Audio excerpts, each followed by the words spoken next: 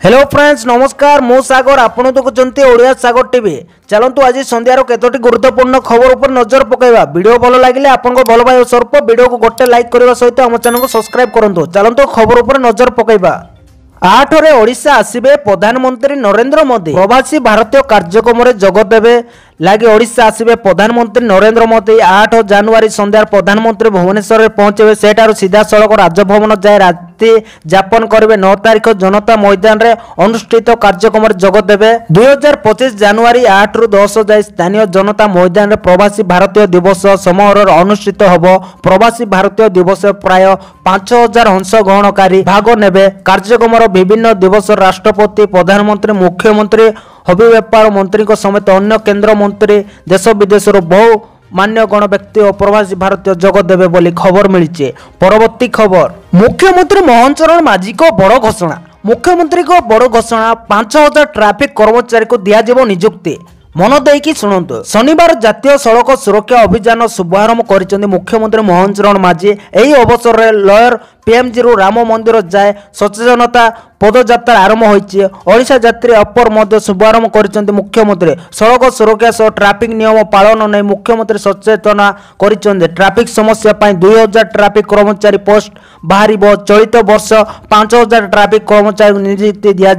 सड़क सुरक्षा मासर बार्ता होछि सुरक्षित घर को फेरंतु बोली मुख्यमंत्री कहते। ट्रैफिक नियम पालन सह सुरक्षित भाव गाड़ी चलाइबा को बार्ता दिया जाइछि बोली खबर मिली। परवर्ती खबर आदिनिया वर्षा प्राकृतिक विपर्यय घोषणा कले राज्य सरकार। राज्य सरकार गत डिसेम्बर होइतिबा आदिनिया वर्षा को प्राकृतिक विपर्यय भाव घोषणा करिसंते। आदिनिया वर्षा जोगु व्यापक फसल क्षयक्षति को दृष्टि रे रखी चाषी को तुरंत क्षतिपूरण प्रदान करबा पई उद्देश्य राज्य सरकार एभली पदक्षेप नैचंते। एही निष्पत्ति फल राज्य रे आदिनिया वर्षा रे क्षतिग्रस्त 16टी जिला प्राय 6,67,720 चाषी क्षतिपूरण मिलिबो। मुख्यमंत्री मोहन चरण माझी शुक्रवार बरमुंडा पड़िया रे 3 दिनिया कोसी ओडिशा कन्वेल 2025 को उद्घाटन कर यही सूचना देइचंती। मुख्यमंत्री कहछन जे गत मासरे आदिनिया वर्षा जो चाषी मानकर 33% रु अधिक फसल क्षयक्षति होइछि से मानक राज्य सरकार को रिलीफ कोड व्यवस्था आधार रे सहायता प्रदान करिवे। एथिपई राज्य विपर्यय परामर्श पांठी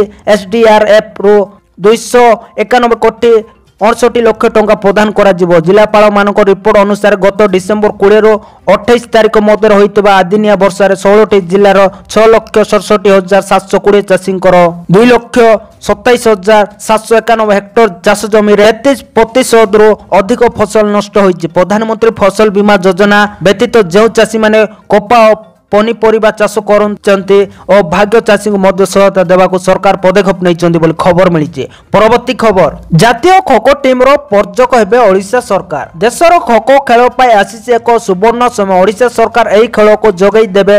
प्रोत्साहन पूर्व जातीय हॉकी खेल को ओडिशा स्पॉन्सर करथिबा बेले एबे खो खेल को प्रोत्साहन देवा को आगे आसीचंदी मुख्यमंत्री मोहन चरण माझी। मुख्यमंत्री को निष्पत्ति अनुसार राज्य सरकार खो खेलर जातीय टीम को आगामी 3 वर्ष पाई स्पॉन्सर करिवे।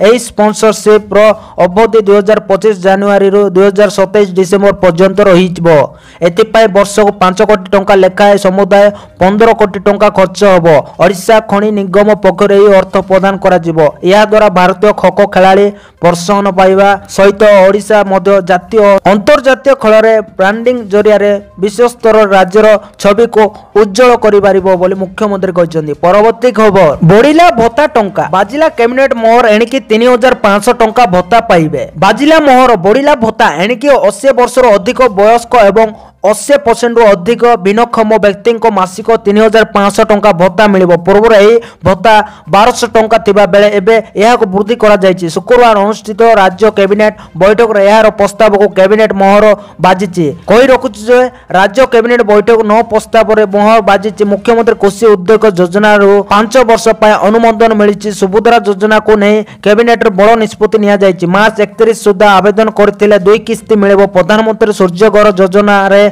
25,000 सब्सिडी शक्ति विभाग देवे बोली जना पड़ी बोली खबर मिली। परवर्ती खबर प्रधानमंत्री नरेंद्र मोदी एमिति कहले गाँ विकास होले देशर विकास होबो। प्रधानमंत्री शनिवार ग्रामीण भारत महोत्सव 2025 उद्घाटन करिसंती। या पूर्व प्रधानमंत्री सोशल मीडिया रे शेयर करथिबा एक पोस्ट लिखिसंती जे आम ग्राम जेते समृद्ध ଏକ ବିକଶିତ ଭାରତ ଦୂରଦୃଷ୍ଟି ହାସଲ କରିବାରେ ସେମାନଙ୍କର ଭୂମିକା ଅଧିକ ହେବ। ପ୍ରଧାନମନ୍ତ୍ରୀ ମୋଦି ଶନିବାର ନୂଆଦିଲ୍ଲୀର ଭାରତ ମଣ୍ଡପଠାରେ ଗ୍ରାମୀଣ ଭାରତ ମହୋତ୍ସବର ଉଦ୍ଘାଟନ କରିଛନ୍ତି। ଏହି ସମୟ ସେ ଲୋକମାନଙ୍କୁ ମଧ୍ୟ संबोधित करथिले। परवर्ती खबर सुभद्रा को नहीं आसिला बड़ खबर एकाठी मिलिबो दुईटी किस्ती मन देकी सुनंतु। सुभद्रा को नहीं आसिला बड़ खबर सुभद्रा आवेदन को नहीं राज्य कैबिनेट रे बड़ निष्पत्ति एणिकी दुईटी किस्ती एकाठी मिलिबो। राज्य कैबिनेट रे विभिन्न विभागर 9टी प्रस्ताव को मोहर बाजिछि।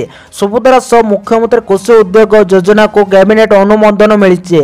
एथिपाई 5 वर्ष रे 750 कोटी टंका खर्च होबो। तेबे सुभद्रा टंका वर्ष को दुईटी किस्ती रे 2 थर मिलुतिला एणिकी गोटे थर रे दुईटी किस्ती मिलिबो। एथिपाई राज्य सरकार किछि शर्त रखिचंदी। जदि आपण 2025 मार्च 31 सुधा सुभद्रा आवेदन करिथिबे तेबे दुईटी किस्ती रो टंका मिलिबो। मार्च सुधा आवेदन करिथिले एककालीन दुईटी किस्ती पाइबे बोली सूचना मिलिछि बोली। परवर्ती खबर कमुची राति तापमात्रा 10 डिग्री तले 9 सहर। पश्चिमा झड़ प्रभाव में वर्तमान राज्य में प्रबल ठंडा अनुभूत होउछि। 9 सहर तापमात्रा 10 डिग्री तले रही। फुलबाणी सबुठु अधिक ठंडा अनुभूत होइतबा बेले एठारे तापमात्रा 7.5 डिग्री रही। सेहीपरि राउरकेला रे 8.7, कोरापुट 8.8, झारसुगुड़ा रे अनुगोल 9 डिग्री, दारिंगबाड़ी 9.5, भवानीपाटना 9.9, केन्दुझर 10.4, हीराकुंद 11.16, सम्बलपुर 11.9 डिग्री तापमात्रा रेकर्ड होइछि। पाणीपाग विभाग पक्षर मिलिଥିବା सूचना अनुसार 4 तारिख रु देशर उत्तर पश्चिम भाग में सक्रिय होबाकु थिबा पश्चिमा झड़ प्रभाव रे वर्तमान राज्य मध्य को प्रवेश करुवा उत्तर उत्तर पश्चिम दिगरु उष्ण ठंडा वायु प्रभाव दुर्बल होगा सह पूर्व दिगरु उष्ण जलवायु पूर्ण वायु प्रभाव प्राधान्य वृद्धि पाउथिबार 5 तारिख परठार राति तापमात्रा वृद्धि सह शीतर प्रभाव कमिबा संभावना रही बोली खबर मिली। तो धन्यवाद दर्शक बंधु मैंने ये आज संध्यार केतोटी गुरुत्वपूर्ण खबर। वीडियो भल लगी वीडियो को लाइक करने सहित चैनल को सब्सक्राइब करके पाखो थे बेल आइकन को प्रेस कर ऑल सेट करके रखंतु आ वीडियो को शेयर करंतु अन्य मानक पाख तांगे भी आज संध्यार गुरुत्वपूर्ण खबर जानि परिबे। धन्यवाद पुणी देखाबा आसंता काली।